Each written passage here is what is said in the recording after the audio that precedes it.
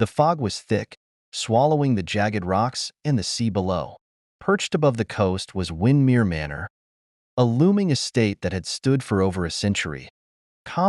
That night, its creaking halls came alive with the arrival of 6 guests, each invited for an exclusive murder mystery dinner by the enigmatic owner, Theodore Whitlock.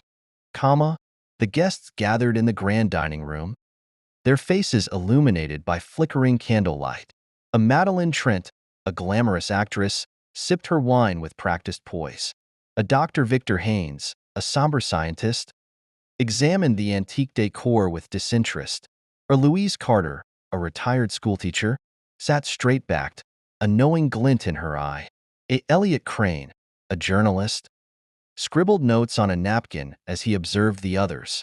A Sophie Bennett, a librarian, kept to the shadows, her quiet demeanor unassuming.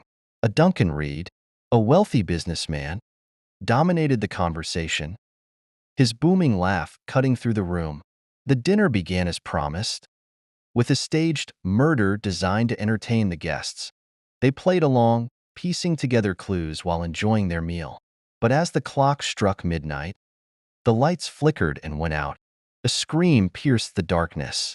When the lights returned, Duncan Reed was slumped over his chair, a knife buried in his chest, his eyes stared lifelessly at the table.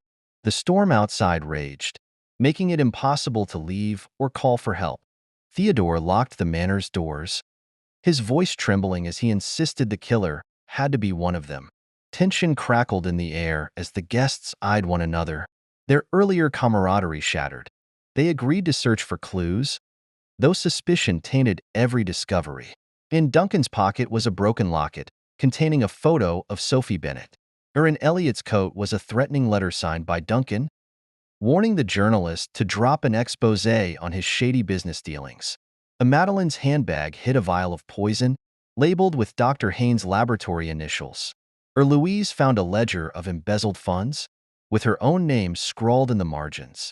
Each revelation brought new accusations, and with them, buried secrets surfaced.